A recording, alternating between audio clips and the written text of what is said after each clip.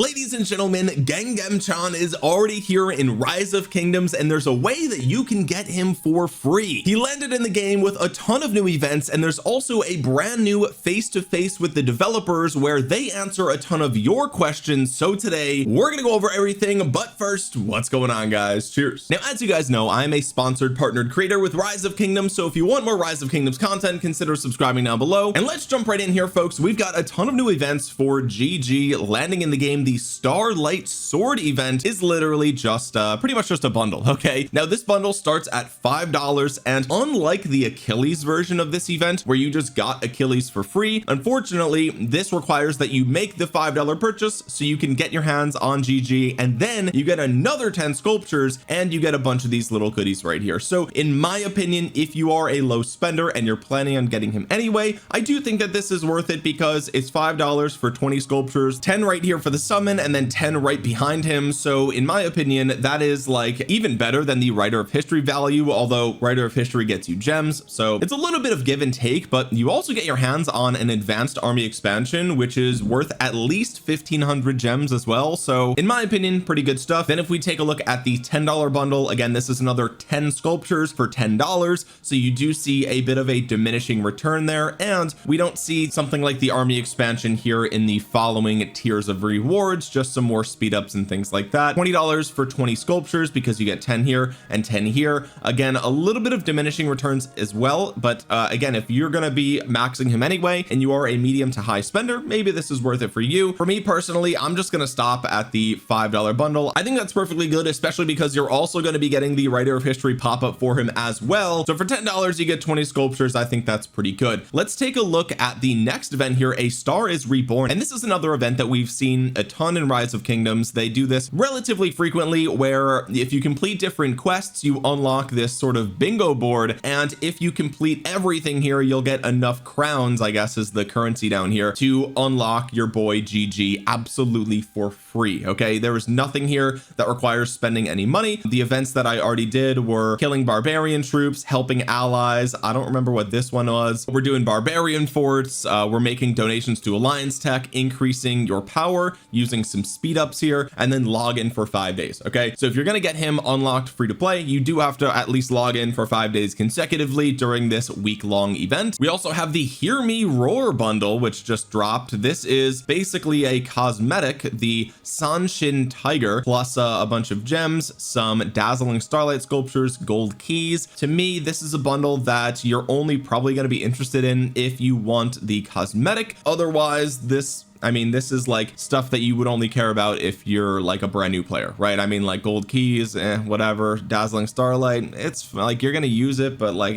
this isn't that big of a deal to me. But the cosmetic is pretty cool, so if you want the tiger, then you're gonna have to pay for the tiger. Next, we've got the Spirit of Guizhou, and I definitely probably mispronounced that, so I apologize. But here you actually can get your hands on some torches, and you can do it in a couple of different ways: helping your alliance, purchasing at the courier station, training units, and defeating barbarians. So you're going to be able to get your hands on 40 of these every single day for free, and then when you light these torches, you're going to get a bunch of different rewards, as you can see here. Okay, now the beacon medals are the best thing that you can get here, because as you'll see in just a moment, once you come into the Meads of Merit shop, you can spend these on a couple of things that you really care about. So we've got a few cosmetic things down here, but the stars of the show are going to be, of course, the equipment material choice chest. This is the one that I've been buying. There's also 2 legendary commander sculptures, and you can get your hands on 5 of the transmutation stones here. So those are the things that make the most impact to your account progression. Those are the things that I'm going to be prioritizing, and then if I have anything left over, maybe I will consider getting some of the cosmetic stuff. But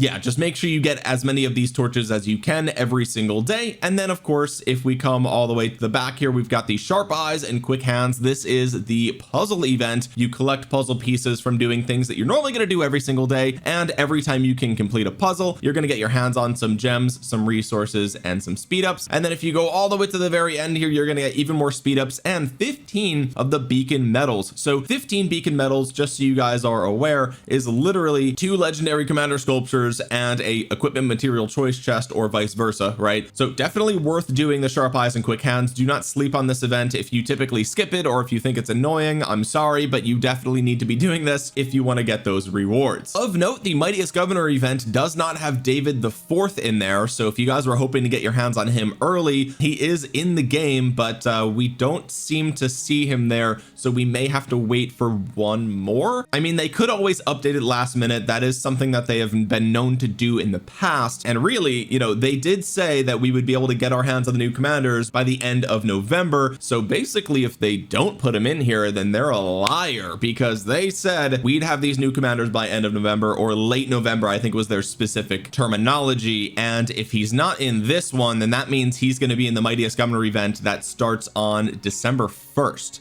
So Rise of Kingdoms, don't be liars, okay? Don't be liars. You got to update this. It's not my rules. You made the rules, not me. Now, a couple of other things I want to touch on here. First of all, Gangnam-chan, I did not expect him to be available in a bundle or with an event. Honestly, that kind of surprised me. I don't know if they even announced that anywhere, but hey, here we are, okay? He's here. Now, don't worry if you don't get him from the bundle or from the event. He will be on the Wheel of Fortune, okay? So probably the next Wheel of Fortune that comes around, he's going to be there. So if you want to get your hands on more sculptures of him, don't feel like you need to max him right now. He's not going to be like, you know, for example, Achilles, who was only around for a limited time, and then now if you want more sculptures of him, you either got to wait for him to be in the legendary tavern, or you have to wait for him to come around in some other way. That's not going to be the case for Gangnam-chan. He's going to be on the wheel, definitely, for sure, and probably the next one. So again, don't rush out to max him if you've got gems to spend, because he will be there, and so it'll be a good use of your gems. Another thing that I want to touch on here, which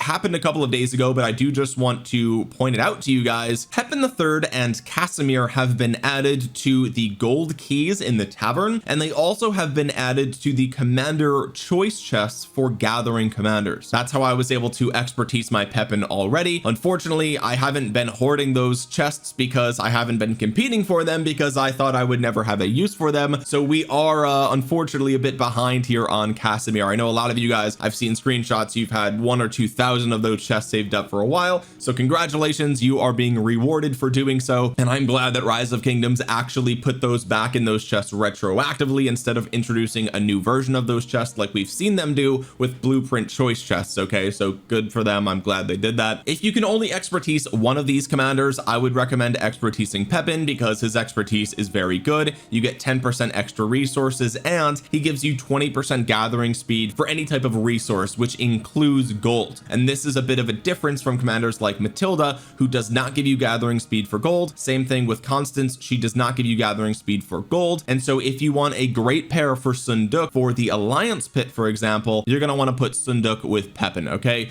Because they both give you 10% extra resources with their expertise, and they both give you 20%, well, she gives you 30% gold gathering speed, he gives you 20% gold gathering speed. So that's going to be the best possible combination to send to the Alliance gathering pits. Casimir also has 30% gold gathering speed, but his expertise is only as good as Cleopatra. Now, I could actually be wrong about that. They could be slightly different, but they are worded exactly the same. So if you guys have Casimir expertise, you can let me know in the comment section below. His expertise is good, but Pepin's expertise is great, and that's why Pepin gets the priority, in my opinion. Really, a lot of Casimir's value just comes from getting the second skill to 5, so you don't even need that many sculptures for that. You can eventually do that from gold keys and the chests as well. With all of that out of the way, let's jump into this morning's developer feedback from community suggestions. So this is a combination of August and September 2025 and the Korean community gathering Q&A. Question 1, the recent matchmaking Q&A mentioned that recent peak power is one of the factors, but earlier customer support said power doesn't affect matchmaking. That's really confusing.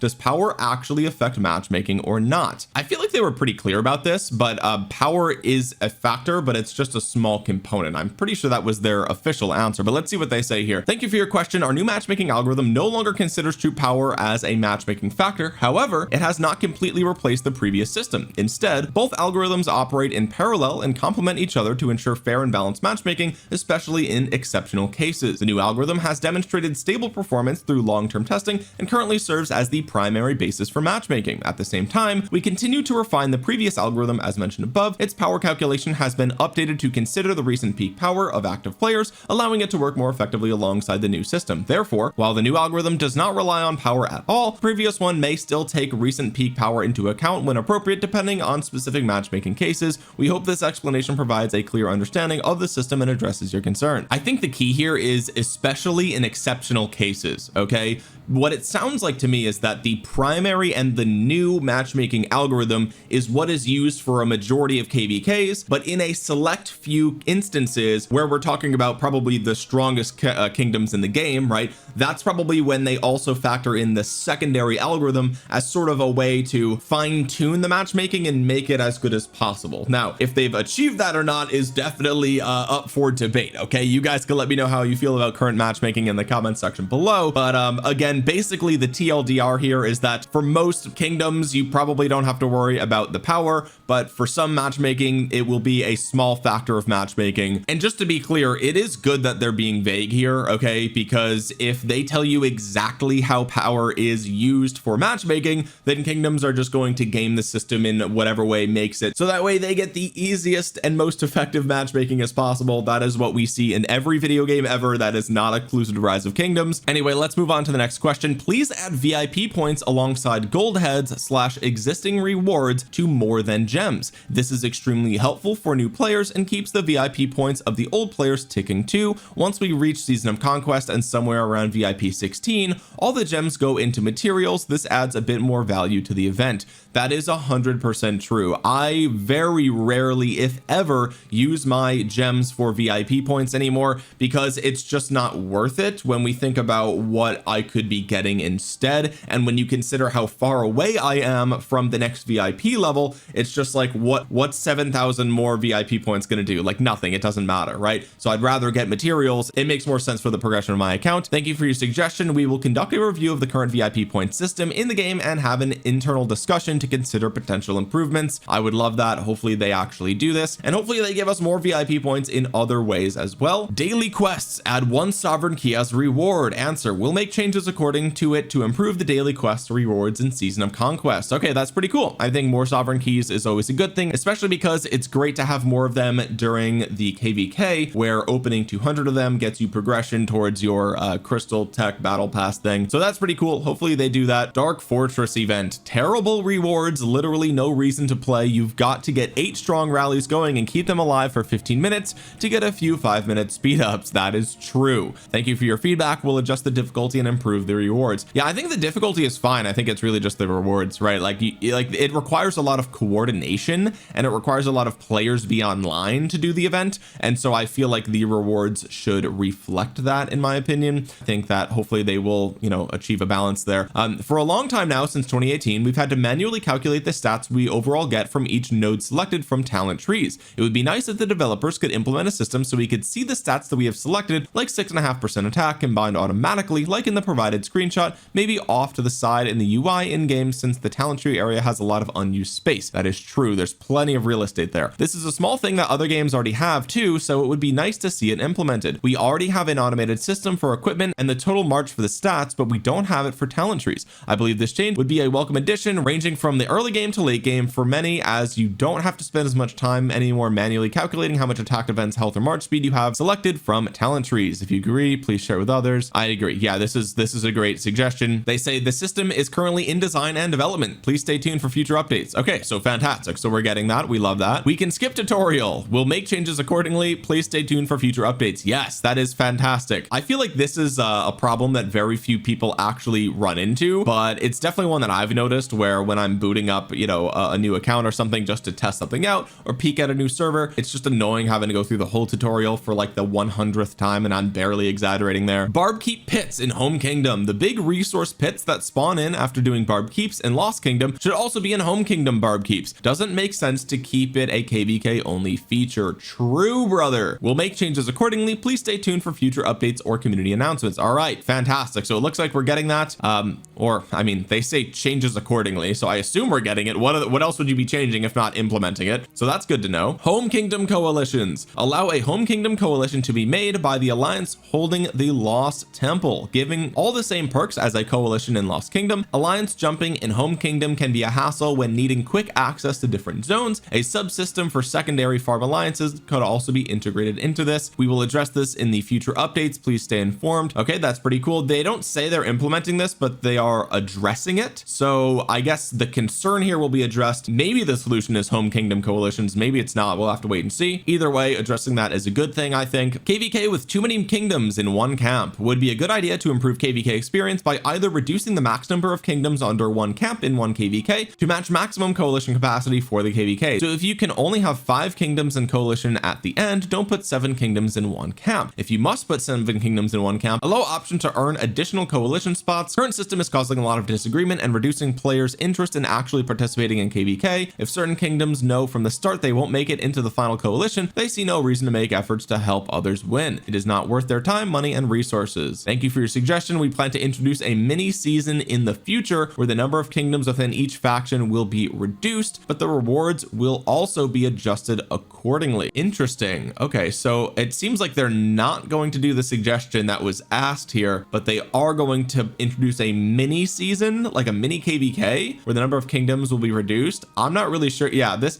is me right now. I don't understand exactly. Maybe I'm just stupid and I'm not understanding this, but we'll have to wait and see for more clarification in the future. Search button. Add a search button for the forts. It's easy and smart. Thank you for your suggestion. The feature is currently under development and is expected to go live as early as version 1.1.02. Please stay tuned. This is a suggestion that we have been giving the developers, and I'm not kidding, bro, since the beginning of the game. Since literally the beginning of the game, I feel vindicated that we are finally getting this. My God, it is driving me insane that this hasn't been in the game. It's so abundantly clear that this is a good thing for the game. Literally every other game that is like Rise of Kingdoms has something like this, at least from what I can tell. So this is a huge quality of life update. This was needed. I'm happy that we're getting this. Watch them lock it behind the 30-day gem supply. All right, we'll see. I don't know. Make migration easier. Gathering passports takes a long time and uses a lot of credits. Weekly passports should be increased from 1 to 2 or 3, and the amount of credits needed should be reduced in half. Thank you for your feedback. We will consider making adjustments in this direction by moderately reducing the required points. This aims to ease the migration burden while avoiding excessive price drops for migration permits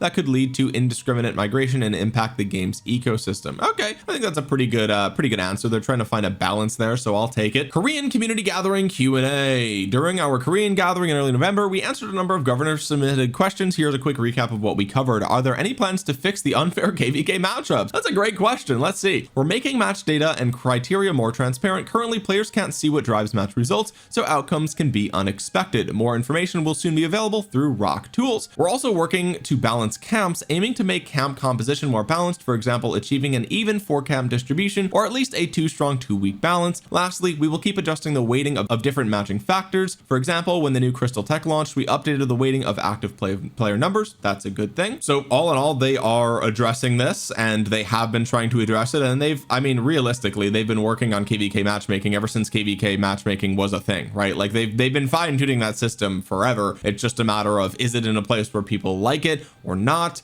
And they have to keep adjusting it as the game keeps changing, if that makes sense. Player numbers throughout the game fluctuate. You know, sometimes the game is really popular, sometimes the game is less popular, and we have seasons of fluctuation. And so I think it makes sense that they would have to keep adjusting this. Now, I will say, let me just say this really quick, and this is something that I think not a lot of people have talked about, and I do think it's relevant.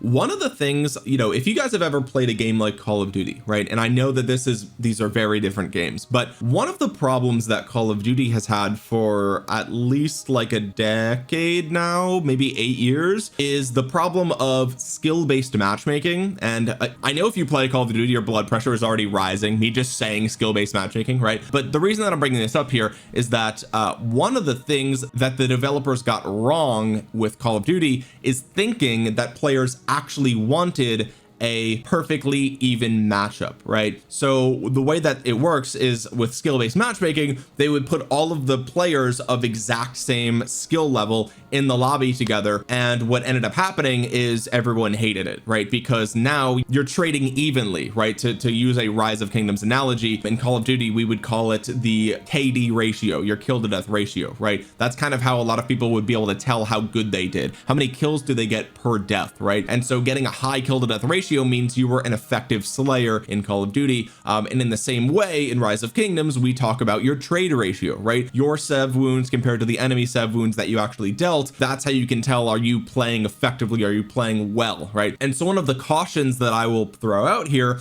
which doesn't, again, it doesn't really apply as much to Rise of Kingdoms as it does to Call of Duty, because they're very different games. But if you actually perfect matchmaking to where every camp in the kingdom is exactly as strong and exactly as active as one another, what you're going to find is that all of your trades are always going to be like 1-to-1, right? You're never going to trade super well. You're never going to trade super bad. It's just going to be an even 1-to-1 trade, right? Now, the reason this isn't the same as Call of Duty is because Call of Duty is like what, like a 8 players versus 8 players or something like that, whereas Rise of Kingdoms is like hundreds of players versus each other. And so like there's always going to be that fluctuation in Rise of Kingdoms that doesn't exist in Call of Duty. But my point is, if they actually made matchmaking perfect, I actually think that people would not like it, right? Like if you just never got an 800% report ever again, you probably wouldn't feel that good about playing, right? Like you need the occasional stomping, right? You need to feel good at some point, which is another reason why pilots are horrible for the game, but we're not going to talk about that now. Anyway, let's move on to question 2 here. Please add more rewards available for conquest coins and improve current KvK rewards.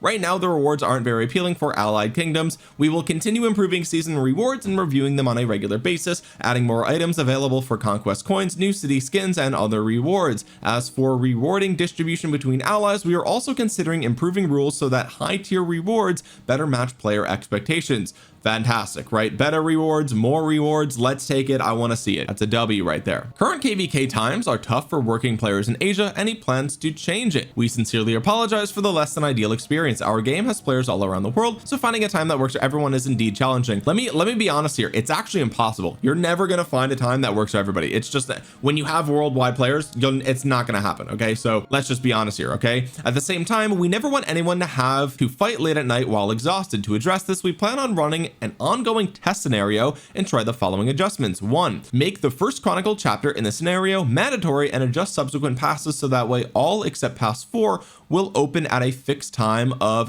1300 UTC. Okay, add a voting feature for the opening time of pass 4. Once the preceding chronicle chapter ends, the alliance leader of the Crusader fortress controlling the corresponding camp will vote. They can choose 3 options from the following times, and the time with the most votes will be selected. So we have 2, 8, 12, 16, and 20 UTC. We will continue to gather feedback on these scheduled adjustments. That's fantastic. More player input is a good thing. Please remove the healing restrictions. Okay, at present we will not be directly increasing the number of healing helps. We've analyzed the current situation and think that the underlying issue stems from the high resource consumption in the current KvK, which has led players to seek additional ways to reduce the burden. To address this, we plan to implement targeted solutions to lower healing costs, such as providing extra free healing during battles. Specific details are still under development, so please stay tuned for further updates. All right, love that, everybody, love that. Too many pilots in the game. Do you have solutions to it? We will soon run a small scale test of the war frenzy duration limit to balance the impact of players with extreme playtime on the battlefield. The limit is set to 16 hours and we expect it to affect fewer than 1% of players. This rule is still in the testing phase and is not final. We will decide on the next steps based on the results, and we welcome your feedback and suggestions.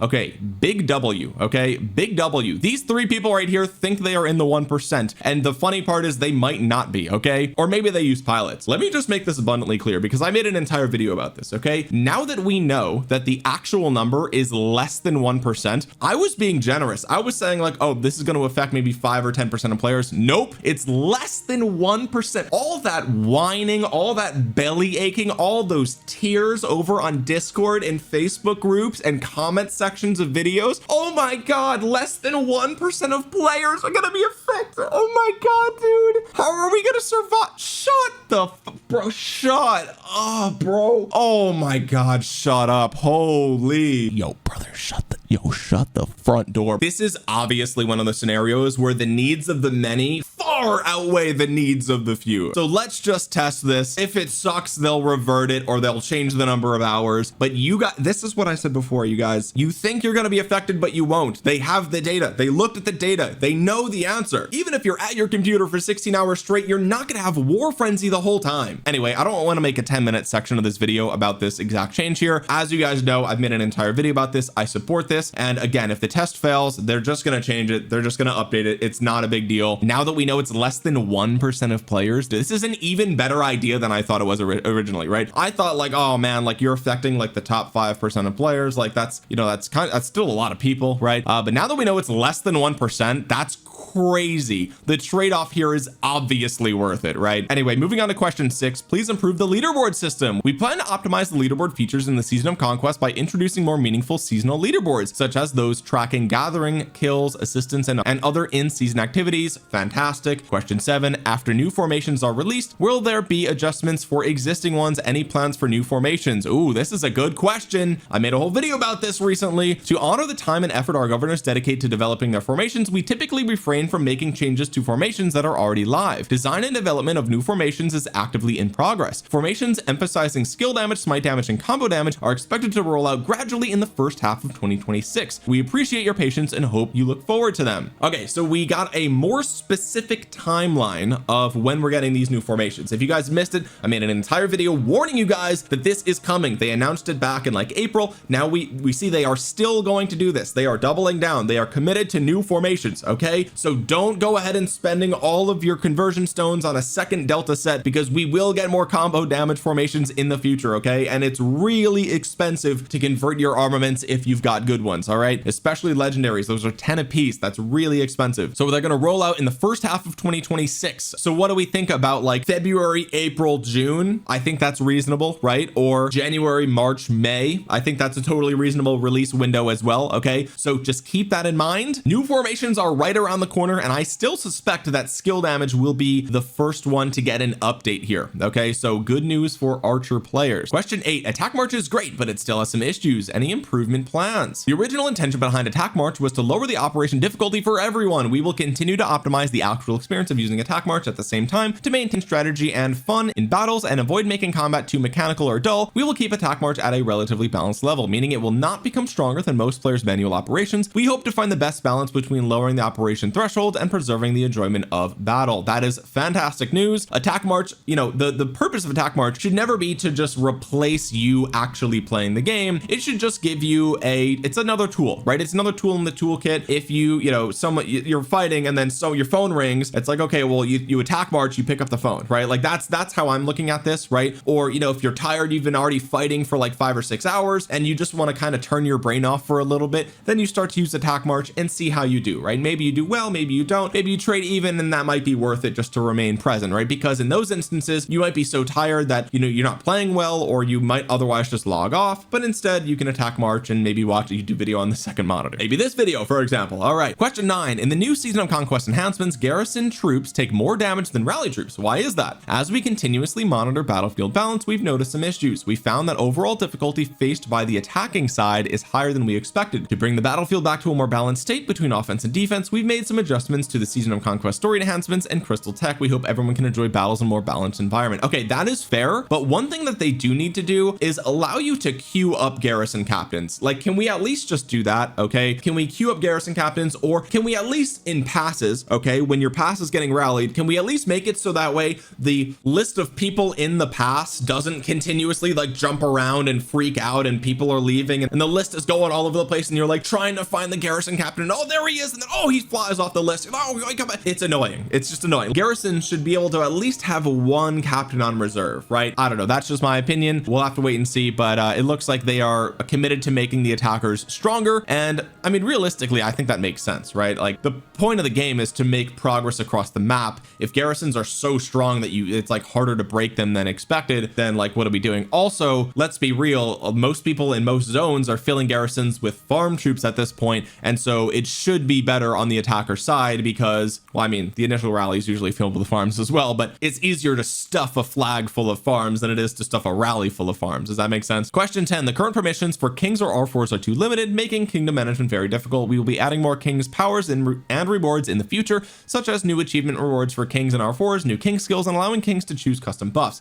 That's actually really cool. I like that a lot. The watch list skill has been already optimized to reduce ranking restrictions, and this update is now live. Let's go. That is fantastic. fantastic. That's a good update. The chat scroll saving feature disappeared at some point when closing the chat window. Is there any plan to roll this back? This has been confirmed as a bug and will be fixed. Okay. Are there plans to rework alliance skills? For example, replacing nature's gift with some skills of tides of war, or adding features like reduced waiting time for Barb forts rallies. We will be adding new alliance skills in the future. Please stay tuned. Let's go. That is actually really cool. I'm stoked about that. Question 13. Can the achievement system be further optimized? After reaching the 4,900 point achievement reward, there haven't been any new updates. Is there already a release plan, or is there no plan for now? We will further optimize achievements planned for the early next year. Okay, cool. Now that engineering commanders have been released, why aren't there any Zenith skins related to siege units? Are there plans to introduce Zenith skins with other attributes? We will consider adding Zenith skins related to siege units in the future. Wow, people are not happy about this. There are like 4 people excited about this, I guess. I don't know. Here's the thing, guys. They use the word consider.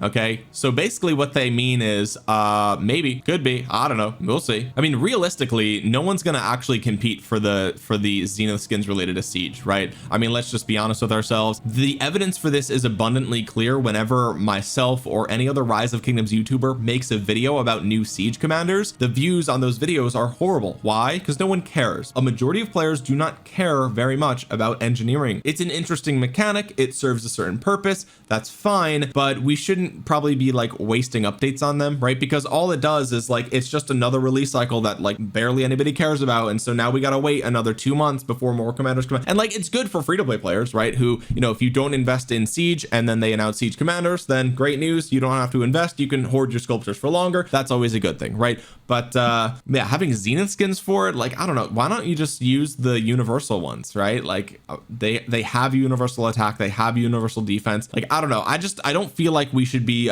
catering too much of the game towards a troop type that, like, they've been in the game for years now. Like, what are we talking about? This isn't even my opinion anymore. This is like, they've been in the game for years now, and the popularity of them has not gone up since Gajamada and Cordoba came out. I think that's all the evidence we need, right? And I know the developers on the back end, they can see how many people are actually spinning the wheels for engineering commanders versus other troop types. Maybe I'm wrong, but like, there's probably a correlation between views on the videos and general interest in those commanders in the game, right? I mean, like, what are we talking about? Obviously, when big hype commanders come out and there's, oh my god, the videos have so many views, oh my god, there's thousands of people like hyped for the new cavalry guy, right? That probably means that a lot of people are spinning the wheels and excited about the cavalry and everything like that. There's obviously a correlation here is what I'm trying to say. So this doesn't seem relevant to a vast majority of players. So it just, like, I mean, why? Like, really, a Zenith skin would be for somebody who's running multiple armies of siege. Most players are not doing that. Also, Zenith and power skins are usually for rally and garrison, which siege are really not doing, right? So really, I don't see the point of this. But anyway, question 15, all the inscribed legendary armaments for V formation that the engineering commanders are using are related to normal damage, but except Gajamada Gonzalo, all the engineering commanders are skill damage types, and normal damage is not very meaningful. Are there any adjustment plans? We will consider adjustments and optimizations based on future circumstances. The current boost of the inscribed legendary armaments for V formation is because for a long time there was a strict need to maintain a balance in strength between ranged and melee commanders. As the battlefield continues to evolve, we may also introduce updates and adjustments to future engineering commanders and the inscribed legendary armaments. All right, cool. Need a feature to automatically promote to R4 upon rejoining after leaving an alliance. During battles, frequent alliance switching is necessary, but have to scroll down and manually find and re-promote R4 each time is really troublesome. It is currently under development, and we will officially launch this feature later. Please stay tuned to community announcements. That's awesome. Really, they could just implement this into like the whitelist feature. During joining rallies or garrison, please also add the tier setting in the rally and defense battlefields. If lower tier players join, it's really tiring to find them one by one. Thank you for the suggestion. We will make modifications. That's good. Daily special offer is the only method to get Stephen III. Are there any plans to add other methods such as legendary tavern, barrier breaker, etc.? The methods will be added in subsequent versions and are currently under development. Okay, cool. For the one guy who wants to get their hand on Stephen III, you're going to be able to get him in other ways now. In the future, will the meta of infantry smite attack, cavalry combo attack, archers healing skills be maintained? If so, will archer healing be valued again in the future? Because currently only archer healing feels strongly abandoned. There will be more attempts with the healing system in the future, but we cannot guarantee it will definitely be applied to archers. It may be applied to other troop types. Shajar has both healing and skill damage capabilities because we want her to be viable in both types of lineup. I don't understand why everyone's downvoting this. They're just saying that more commanders in the future are going to have healing. Like, I mean, we all knew that, right? Like, every couple of releases a commander comes along with healing. Like, GG has healing. Like, hello, what are we talking about? Like, I guess people don't like healing, which, like, fair enough, but the healing, the way that healing works on GG is like totally fine. There's no downside to that, right? He's like the only healing commander in the game that there actually is not not a downside to his healing. And so really, now that they've figured that out, I feel like healing is going to be really good, right? Like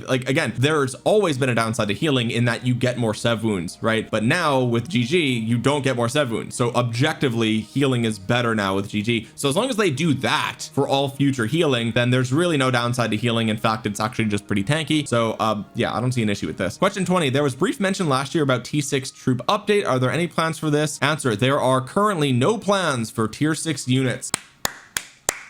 Let's go. Let's go. Just to be clear here, okay, the day they announced tier 6 units is the day that the game dies. That's just, I mean, we've seen this in every army strategy game ever to arrive on mobile. Okay, I've said this before, I'll say it again. Game of War Fire Age, that's what happens when you add too many tiers of units. Okay, don't ever do it. Never do it. Don't even think about it. Never consider it ever. Okay, question 21, with animated avatar frames already released, is the development of animated name plaques underway? We are not currently developing animated name plaques, but this is indeed a great suggestion and we will consider developing them in the future. All right, fantastic. That's it. In the next update, they should remove this banner. Okay, you should be able to turn that banner off when people launch rallies against Barb forts. Okay, can we please do that? Okay, not, I mean, obviously I'm biased. It helps YouTubers because it's annoying having that stupid banner go across the screen every time when I'm recording. Not only is it annoying for the viewer, it's just distracting for me because then my ADD flicks up to that banner every time and it breaks my train of thought. And this is obviously just my own problem, but like, it's also annoying. Can we at least admit it? Especially during like Marauder forts, like that banner is always there and I just don't need to see it. I know people are rallying them. I know it's right here. There's a big red number. I know rallies are happening. At least let me turn it off for the Barb forts, please. Anyway, guys, if you made it to the end of the video, consider dropping a thumbs up on it. It really helps out the channel a ton. It helps get this video out into the YouTube algorithm so other Rise of Kingdoms players might see it. And let me know what you think about all these updates and the face-to-face with the developers in the comment section below. Consider subscribing if you are new here. And with that being said, guys, thank you so much for watching. This has been Omniarch. I'll talk to you guys again soon. Peace.